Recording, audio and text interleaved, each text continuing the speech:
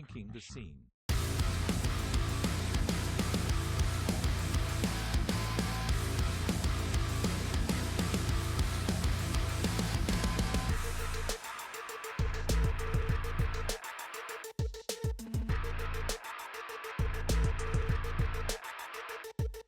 Yo, what the fuck is up, Warped Tour? Ranking the Scene, our weekly show where we rank the scene.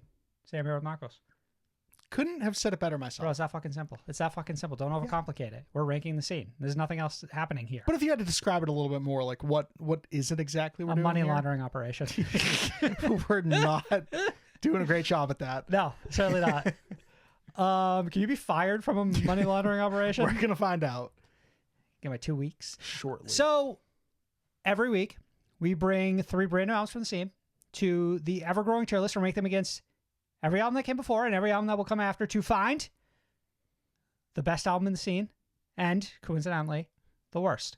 Right. Just like, that's gravy. Like, just, we Yeah. also get to find out It's the just worst. going to happen. Like, it just happens. Like, we're not trying to do it. It's just like, We technically also find out like the 5th best. that and maybe, also, like, yeah, that happens as well. The 6th worst. We're not responsible for anything that happens in the show, honestly. These are just, like, this is just, Yeah. you know?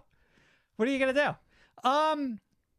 You can watch every episode of this show on our YouTube channel. There's obviously. a playlist. There's a playlist. So if you don't want to be spoiled, by all means. But honestly, if you want to jump in here, it's not that big of a deal. You can start whenever you want. I'm going to show you where we currently stand. Marcus, here are our categories. Starting at the very top, we have the GOAT, followed by Masterpiece, Certified Hood Classic, That Bitch, Just Okay, Pretty Mid, Fucking Awful, and finally, Crime and Humanity. As you can see, the worst album we've listened to thus far is Father of All by Green Day, and the best, Sempiternal by Bring Me the Horizon. This week, we bring to the tier list Chasing Ghosts by the Amity Affliction, No Hope by the Color Morale, and Creatures by Motionless In White. All 3 albums suggested to us by our patrons. If you want to suggest an album for ranking the scene, you can sign up at patreon.com/SOTS podcast. That's patreon.com/SOTS podcast. Louder for the people in the back, Sam. That's link in the description of this episode. Oh, Patreon. I got a lot of... These 3 are fucking ancient as dirt as far as I'm concerned. These were the first 3 metalcore albums ever crafted. This is the start of the genre right here. We went to the beginning. The Father, the Son, and the Holy Ghost. That's correct. Wow, it works perfectly in that. a little, or not at all. Marcus, we're going to start with Chasing Ghosts by the Amity Affliction. It is, 12 years old. according to Genius, the 3rd studio album by the Amity Affliction, released on September 7th, 2012. The whole album deals with suicide and has an extremely strong anti-suicide message. Joel Birch said in an interview with Alternative Press, which is like, it's somehow like the most like dating of this album in its entirety. Like the idea that like the Alt Press would like interview the Amity Affliction now, like, do they still cover the scene? I was going to ask, do All Press still do interviews? I don't even know. Well, yeah, they do, because they do like, what's his face? Like Joel Joel does like one-on-ones with like artists. Like he's had like right. Pala on there. He's had like Chase Atlantic on there and stuff like that. So they're not like entirely out of the game, but like, I remember when I used to get interview quotes from Alt Press, and that's the thing that just feels like it happens rarely. True. Now. Joel says, I wrote Chasing Ghosts as a narrative based wholly around someone that has committed suicide and has passed on to the other side. It's a story that I hope people will see for what it is. An example in a song of why you should turn to someone close and talk instead of taking that last fatal. You can kind of fill in the gaps here. Right. Passed on to the other side, as in Pabst Blue Ribbon on ice onto the other side. That's entirely correct. Marcos, I listened to the not deluxe version of this album. How about you? Me neither. Okay. But this is an album you and I had heard actually fairly recently for the first time. Yeah. A year or 2 back. So not mega recently, but we have heard this. I remember at the time feeling pretty good about this album. streaming it initially, and I'm probably right about there still. Okay. Having heard it again for a couple more times, a couple more streams here. Sure. It's crazy how Amity Affliction have always been the same. They locked it in so early, and they really didn't. I will say this.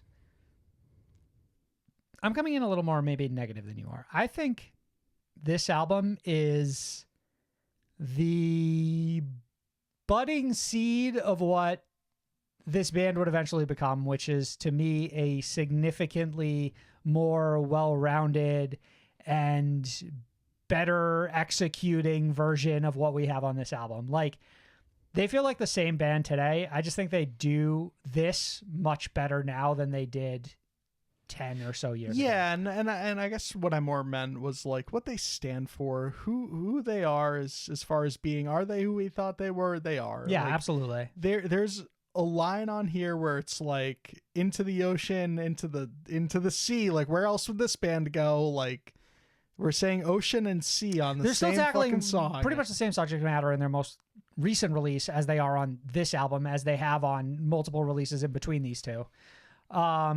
So yeah, they're, if anything, they are fairly consistent in message and approach. But I do think they're much more, well, like, they've honed their talent, like, in a way that makes me significantly more appreciative of the band now, looking back on what they sounded like a decade or so ago.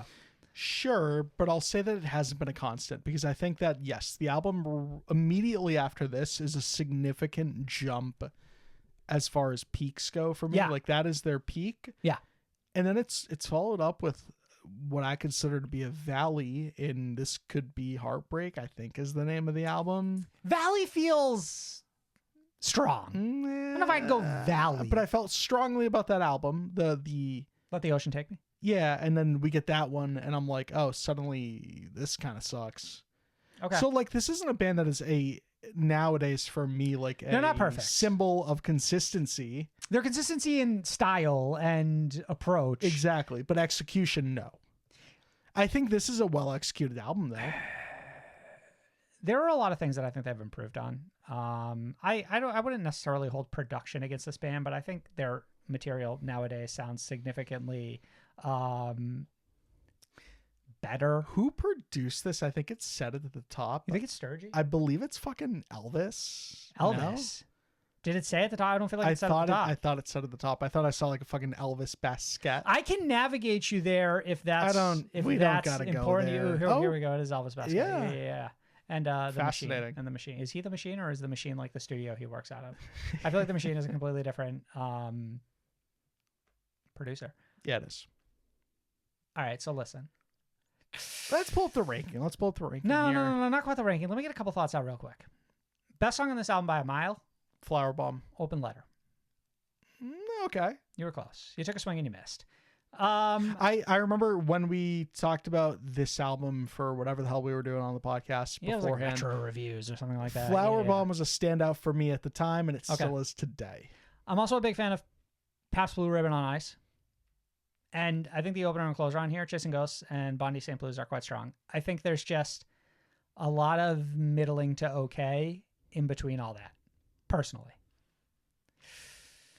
It's pretty samey personally throughout. Is like the whole point of this whole thing, Marcus, is where do we personally rank this? I think we're both in agreement that this is not a crime to humanity. Sure. It's not fucking awful. No, of course not. Is it pretty mid? Yeah, honestly, respectfully, it's pretty mid. I'm looking at some of the albums in here, and I think it's not just okay. It's not just okay. There are better albums in the pretty mid category. I think I look at just okay, and I don't move all of those asking. albums are better. I don't move this over asking, but I think I take this over Silver. I take this over Knocked Loose, so I think I'm willing to take it over Silverstein. I can meet you there. But Silverstein has bigger, better classics. And if we're saying that these albums are comparable, The when we start doing the this like argument here, with the verses here is that this is a more consistent listening experience. Wow. I think that Silverstein album's got some fucking misses. And I don't know if this one has misses as far as just and you don't think some... the highs are high enough to dig it out of that hole, huh? No, probably not. Okay, I'll give you that. I don't hate that spot because I think it's really in the right category, and as long as we can agree it doesn't pass asking, I think I'm with you. Yeah, I think it's definitely in the right category. Mark, let's talk about No Hope by The Color Morale. This is the 2015 release from The Color Morale. God damn it, genius. They really suck sometimes. Just absolutely unwilling to do anything. Sounds like two podcasters I know. Seems slightly self-produced, but also Josh Schroeder is mixed in this. Interesting. Right? Very interesting. Very interesting indeed. This is what? Their second or third album? Sounds about right.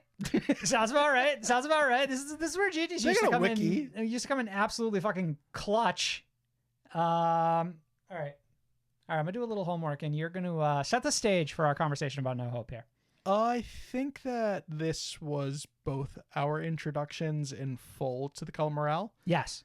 I don't remember spending any time with their albums previous to this one. So before this, we have We All Have Demons and My Devil in Your Eyes. Yes. This is the third full-length album from the Color Morale. And as I understand it, this one had a little bit of controversy because our vocalist Garrett Rapp had a very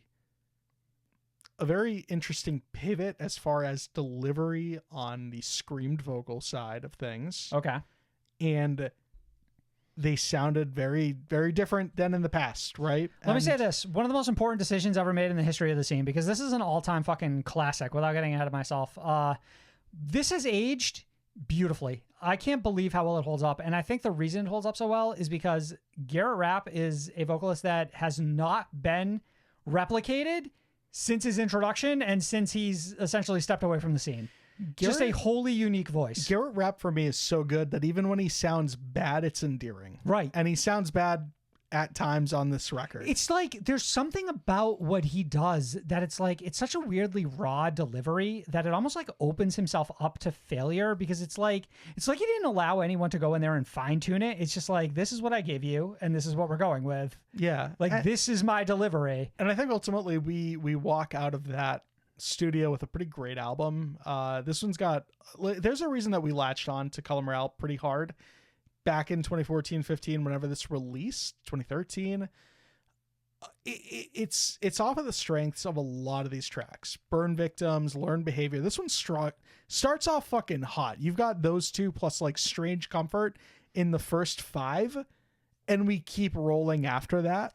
I don't think it's fair to just throw Learned Behavior in there with a few other songs that we're going to name. Learned Behavior is, as far as I'm concerned, the song from this band, and it is still incredible. But I will agree that it comes out of the gate incredibly strong with Burn Victims. And I think what I forgot is that this band was heavy. And I don't know why I forgot that, but I went back and I was like, damn, this is hitting significantly harder than I anticipated it would. I spent a bunch of time with this album at the top of this year because Color Morale played a reunion show and I was just sort of caught up in the moment. Yeah. And I just turned this album on start to finish again. And I was like, same to your point, I just did not remember them going as hard as they did. Right. It's the tempo is incredibly like fast paced. Like it's a very aggressive record, but it's like it mitigates that intensity with like this incredibly positive message that it carries throughout the entirety of this band's career. Honestly, at least from this point forward, there is a lot of melodic bits that for me also stand out as ahead of their time. Would you say Learned Behavior is a really good example of that? Learned Behavior is one of them. I look at like Silver Linings kind of there too. Mm-hmm.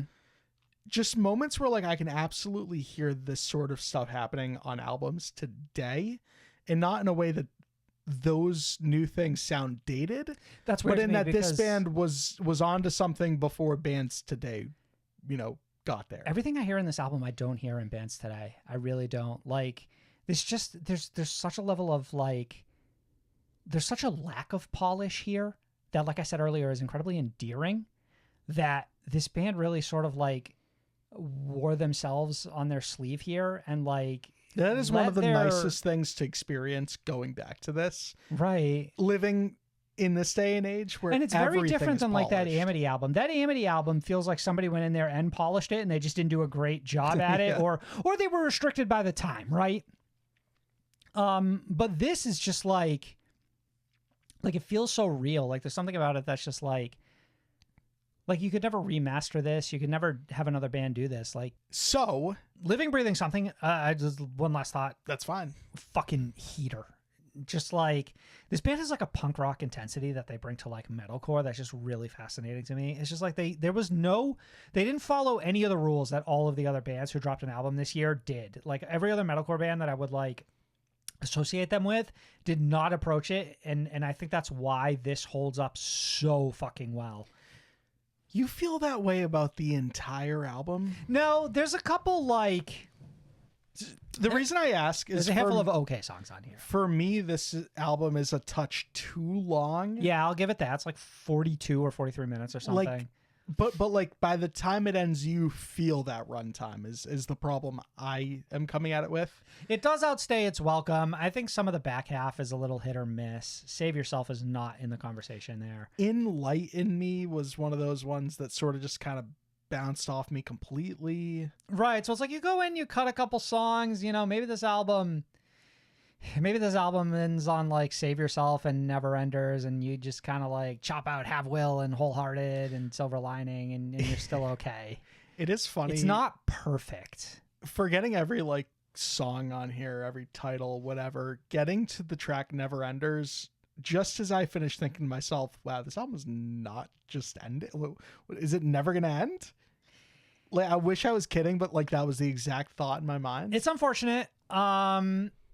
Maybe we would feel differently listening to the album at the time. Maybe you start to think about having like 2-3 years in between an album, and like getting 12 songs isn't something you'd complain about. But nowadays I look at it and I'm like, yeah, there's a little bit of fat on here that I would have trimmed. Again, it's not an issue of like runtime or the specific, like I don't see 12 tracks and turn my nose. It's one of those things where turn my nose or my chin.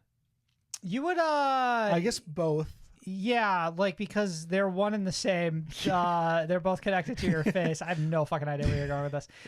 So It's just one of those things where like it just ends up having a little too much fat, and I do need them cut. well, now I'm not even sure what are you thinking then? It's not GOAT. I don't know if it's masterpiece. That seems a touch too high if we're looking at a lot of the competition. I called this a classic really early on, but it's not that. It's not a classic Sorry. either. That bitch is where I can get talked into with that bitch. Can I get talked into that bitch? I think I would consider it. All right, let's look It's at on Just the Okay low real end. quick and ask yourself if you like it better than every album there. Respectfully, like it more than the Wonder Years and Casey. Yeah. I like this better than Parkway. I like it better than Parkway. I think it's like more it. novel. I like it more than Amorosa. Okay. At that point, I like it more than After Laughter. Yep. It gets tricky around here because I don't know if this is a better album than Wage War. The Smokes Miss May I. It beats At the Skylines. It's just whether or not this is better than Blueprints. I think I take this over Blueprints too. So is this our new poster child of Just Okay, or I is take it? this over State Champs. Oh, I don't take it over Dead I Throne. hesitate at Prada. I hesitate at Prada.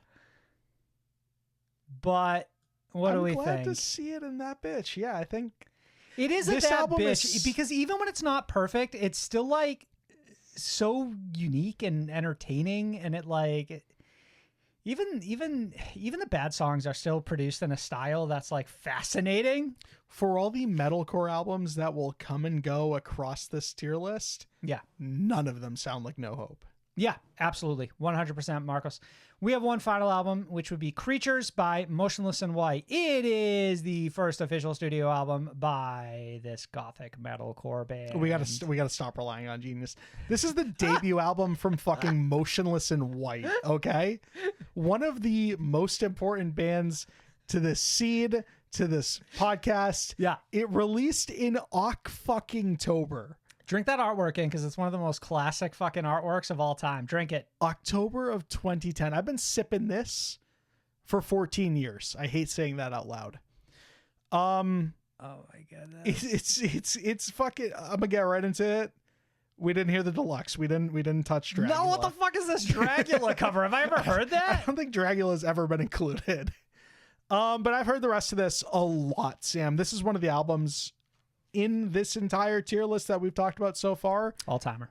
I mean, I probably heard this one the most out of all of them. Even I've almost maybe heard this more than Sempiternal and fucking Dying Is Your Latest Fashion. Okay, so this is your most listened to album of all time, Mark. So I'm going to let you set It's the up there. stage here by all means. What is so special about this record? They're a gothic metalcore band. Yeah. From fucking the Electric City, Sam, and that's all you need to know. It's just fucking loaded with the best metalcore from the time of release and still to this day. Classics in Abigail, Immaculate Misconception, Scissorhands, The Last Snow, of course, Puppets The First Snow. Yeah. All of these songs are fucking incredible. And that doesn't even begin to scratch the surface of all the tracks that I love on here. Undead Ahead, a song about fucking Sleepy Hollow and the Headless Horseman is a standout track. City Lights, a track that Chris Motionless doesn't even like, a standout track on here. The song written after a cereal brand mascot, Count Choculatus, is fucking flawless. Has no right. Has London no right and does. in Terror, a song about Jack the Ripper, one of the hardest songs Motionless in White ever wrote or will write again. Creatures, this band so good at this time that they let their fans write a song for them and they still made it good. Unheard of. I forgot. You pull those I forgot lyrics the up. lore. I forgot the fucking lore of that track. It only sounds slightly disjointed, but in a really fun, cool, unique way. Marcos, we got First Snow. We got Last Snow. We got the combination Middle Snow. First and Last Snow. Yeah, this is absolutely fucking littered with like some of the greatest metalcore songs. I don't think I even talked about my favorite track on here, which is We Only Come Out at Night. Listen to them. I didn't do a vampire voice that well there. That was brutal. Yeah. It was actually almost like racist against vampires. Stop. We love our vampire fans. Starting the record off with Immaculate Misconception is such a cementing yourself as one of the greatest bands in history that's It's ever unheard. been done. It's the same energy. Confidence. Like the only thing you could like match that up to today is if the latest Motionless in White album kicked off with Slaughterhouse 2 or Slaughterhouse 1. Slaughterhouse I forgot One, there's yes. two of those now. And then like they just stacked it all with bangers like that at the top. I think what works in particular is their thematic approach and the way they do not break from like character ever throughout this record. Yes. I think the combination of electronics in here is like very noticeable but never overpowering. Joshua Balls is my hero on this record. Okay. That synth makes everything about this project. I think that they surprise in little ways. Something like City Lights feels so out of place on this record, but so at home at the same time. The fact that song is essentially like a 2-minute build up until this band fucking explodes at the end. Everything about this album is fucking perfect to me. Abigail is still the first like heavy song that blew my mind because it like went heavy to heavier. Right. And I just couldn't understand like how it worked so incredibly well. Burn Baby Burn just transports me right back to Warped Tour in the like right on the outskirts of that pit, Right. pushing people, sun fucking burning into my eyes. Any one of the songs on this album could still be on the set list today, and I wouldn't bat an eye at it. It would be well earned. It would be deserved. And it would more likely than not be my favorite song performed that night, because that is the esteem that I hold this album in. But if I had to be critical, I would say which I will not allow. Cobwebs is probably the one song that underwhelms slightly for me. Sure. I'll let you have. I don't even care. Okay. Sure. Okay. But if we pull up those rankings, though. Okay, we pulled up those rankings. What is reasonable to you? All right, let's say that this clears from just okay down. So let's start at that bitch. It clears that bitch by a fucking country mile. Okay. It clears Certified Hood Classic by a country mile. For me, the conversation only begins at Masterpiece. And then I'm looking at Masterpiece and I'm thinking to myself, is The Spark better than Creatures by Motionless in White? Nah. Hell no. Is Self-Titled by Issues the only competition thus far? Yeah. And do I like it more than Creatures? No. I take Creatures over Issues Self-Titled as well. Now, how far would you go, though? This is either our new face of Masterpiece or probably I know you don't like this better than Dying Is Your Latest Fashion. I don't know if I like anything above Dying Is Your Latest Fashion more than I like Dying Is Your Latest Fashion, but this is a list that we share. So I don't know. So that being said, it's either the bottom of Goat or the top of Masterpiece. There have been many a times where I'll jump on Twitter and be like, hey, these are my top 10 favorite albums of all time. Mm-hmm. And Creatures is always on there.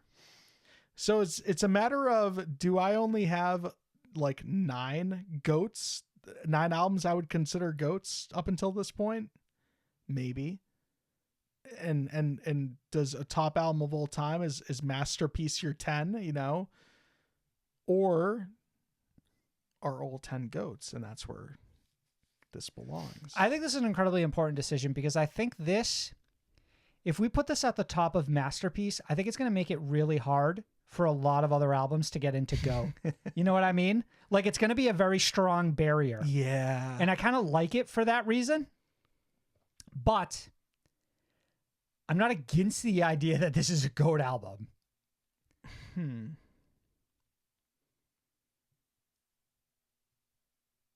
Let's drop it into Masterpiece and see what that looks like. You want to see how it feels?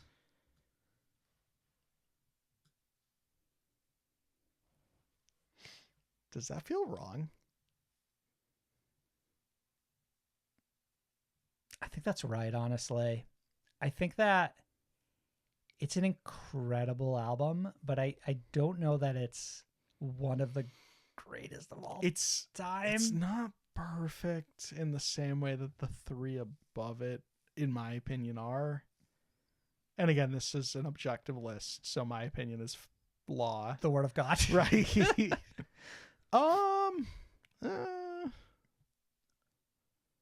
Yeah, it's either right where it is or it's right there. And is it right there? This is honestly too difficult of a decision for me to make, so you're on your own. I brought you as far as I can. Is Creatures by Motionless in White a GOAT album? And I really need to think about this because I need to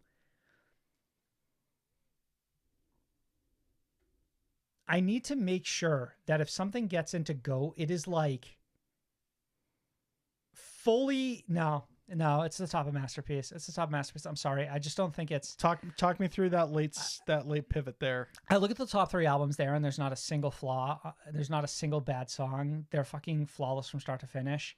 And I think Creatures is just shy of that, which is why it's the top of Masterpiece to me, because I think it has some of my favorite songs. Masterpiece can have of all time. Yeah. Masterpiece can have a slight blemish or imperfection because we allow that there is a tier above it. But if we put it in that highest tier, I feel like we're essentially saying it's a flawless record, and I don't think it's quite that. Okay. Is that fair? This is all fair. You can follow us this. at SOTS Podcast on all social media. Have a good week. Bye.